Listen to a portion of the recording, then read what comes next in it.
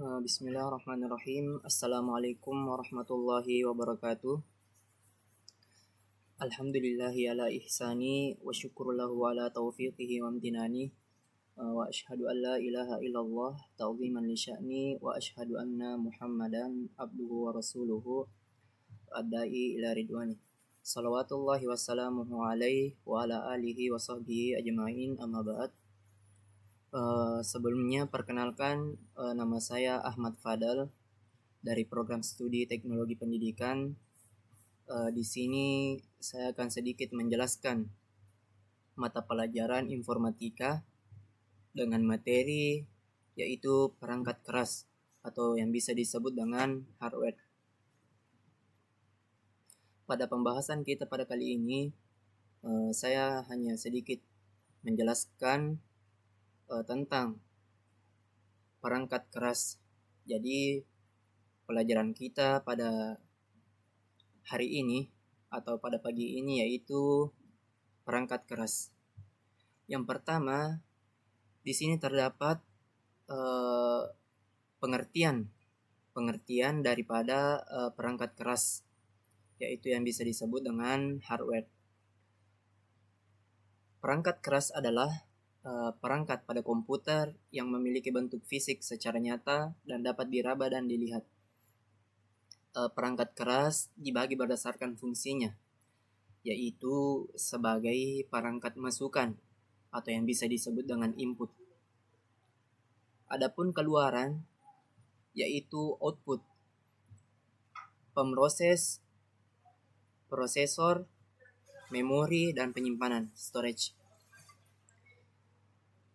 Yang pertama, perangkat masukan. Ya, di sini terdapat input device, yaitu perangkat masukan adalah perangkat yang digunakan untuk memasukkan informasi atau perintah ke dalam komputer. Contoh perangkat masukan adalah yaitu mouse atau tetikus. Mouse ini sering kita dapati apabila di depan komputer. Mouse ini digunakan untuk menggerakkan dan mengatur posisi kursor di layar komputer serta mengeksekusi perintah. Jadi tentunya teman-teman tahulah bagaimana ketika di depan komputer terdapat mouse seperti gambar berikut. Pengoperasian mouse dapat dengan beberapa cara, yaitu tunjuk, kemudian posisikan. Mouse akan menunjuk ke suatu objek antar muka di layar komputer.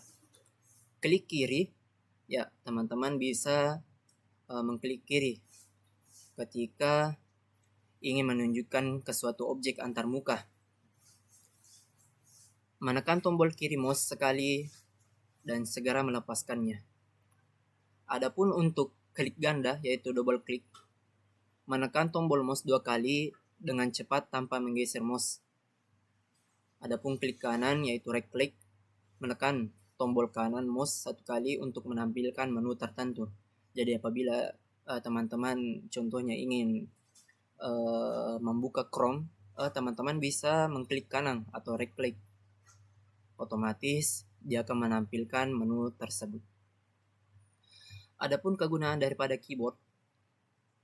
Keyboard atau papan ketik adalah alat yang digunakan untuk memasukkan karakter ke dalam komputer, memberikan perintah. Karakter tersebut berupa huruf, angka, dan simbol. Teman-teman juga pasti tahu maksud daripada keyboard ini. Teman-teman pasti sudah sering menggunakannya. Keyboard konvensional memiliki beberapa kelompok tombol, yaitu typewriter case, tombol untuk mengetik, terdapat huruf alfabet, angka, dan tanda baca. Adapun function case yaitu tombol F1 sampai dengan F12 untuk fungsi khusus. Jadi apabila teman-teman membuka laptop, di situ terdapat bagian paling atas tombol di samping kanan ESC. Adapun yang bagian C yaitu numeric keypad, tombol khusus angka. tombol operator aritmatika seperti perkalian, penjumlahan, pembagian, dan pengurangan. Adapun B, kursor control keys, tombol untuk mengendalikan kursor. Kita lanjut. Adapun cara kerja keyboard, yaitu yang pertama, ketika tombol keyboard ditekan, maka akan menekan lapisan karet yang ada di bawahnya. Jadi apabila teman-teman mencoba menekan keyboard, maka di situ bisa kita rasakan lapisan karet yang ada di bawahnya. Karet tersebut terhubung dengan sebuah chip yang mentransmisikan sinyal. Sinyal yang ditransmisikan berupa kode-kode binar. Data yang berbentuk binar tersebut akan diterjemahkan oleh Central Processing Unit, yaitu bisa disebut dengan CPU, dengan mengacu ke data yang tersimpan pada read-only memory atau ROM untuk ditampilkan pada layar monitor. Di sini terdapat jenis-jenis keyboard. Yang pertama yaitu keyboard QWERTY, yang kedua keyboard Dvorak. Adapun bagian C, keyboard Glockenberg. Bagian D, keyboard Maltron. Adapun bagian E, keyboard virtual. Ya, itu adalah jenis-jenis keyboard. Adapun bagian C yaitu scanner. Scanner ini digunakan untuk memindai dan menyalin data dari kertas berisi grafik, gambar, foto atau tulisan menggunakan alat pembaca optical data reader. Cara kerja scanner adalah dengan menempatkan sebuah objek di atas kaca scanner yang kemudian akan dibaca oleh optical data reader dan mengirimkan ke komputer. Adapun bagian E yaitu mikrofon. Mikrofon adalah perangkat yang mengkonversi suara menjadi sinyal elektrik. Perangkat ini digunakan untuk memasukkan suara ke komputer. Suara tersebut dapat direkam sebagai perintah untuk komputer atau diteruskan melalui media komunikasi antar komputer. Jadi termasuk yang saya lakukan saat ini ya teman-teman ya. Di sini mikrofon telah merekam suara saya. Adapun bagian F yaitu barcode reader. Barcode reader berfungsi sebagai membaca dan menerjemahkan informasi yang dimuat oleh barcode, kemudian mengirimkan informasi tersebut ke komputer. Teman-teman tentunya sering melihat apabila ketika ke Alfamart, Alfamidi dan Indomaret, tentunya ada barcode reader seperti gambar berikut. Berikut contoh kode barcode dan informasi kodenya. Yaitu yang kedua, perangkat pemroses. Data atau perintah yang diterima dari peranti masukan selanjutnya akan diproses oleh komputer.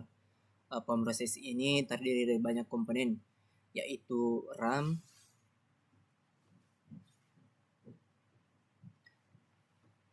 adapun pengertian daripada RAM adalah jenis memori sangat cepat yang digunakan untuk menyimpan data sementara saat komputer sedang memproses data atau mengeksekusi perintah. Saat data dari file di penyimpanan sekunder akan dimuat ke CPU untuk diolah. Data tersebut akan dimuat di RAM agar dapat diproses lebih cepat. Contoh saat akan memanipulasi gambar gedung, maka gambar tersebut akan dimuat di RAM data dan dimanipulasi oleh RAM. Data pada RAM dapat diakses secara acak, tidak harus terturut. RAM adalah memori elektronik di mana semua data disimpan dalam rangkaian arus listrik dan transistor, sehingga hanya sedikit latensi atau keterlambatan.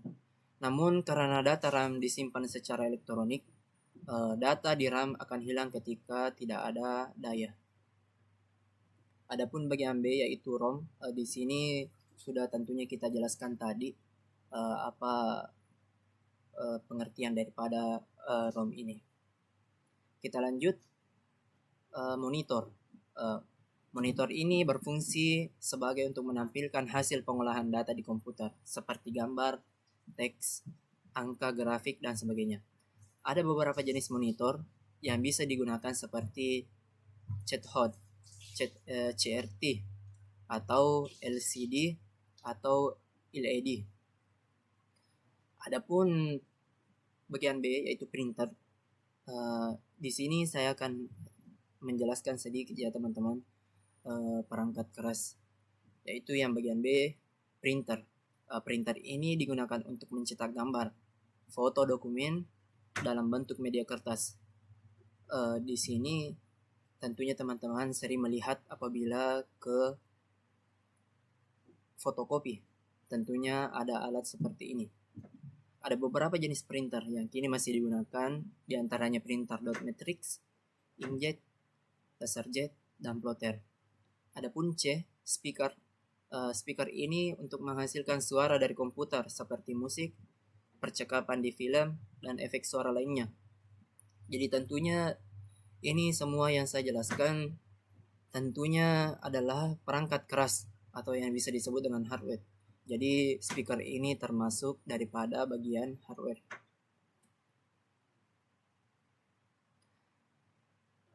Bagian B, flash drive. Flash drive berfungsi sebagai alat penyimpanan data secara permanen yang portable. Tentunya teman-teman sering juga melihat ya ketika orang-orang menggunakan flash disk tersebut, tentunya di situ terdapat penyimpanan ya, penyimpanan contohnya dokumen-dokumen, file-file yang dia simpan di dalam flash disk ini. Adapun memory card atau SD card, CD adalah format penyimpanan data cakram optik digital yang dikembangkan bersama oleh Philips dan Sony dan dirilis pada tahun 1982. Teman-teman juga sering melihat pas masih anak-anak ya, ini CD. Banyak kalau untuk sekarang itu sudah jarang terlihat.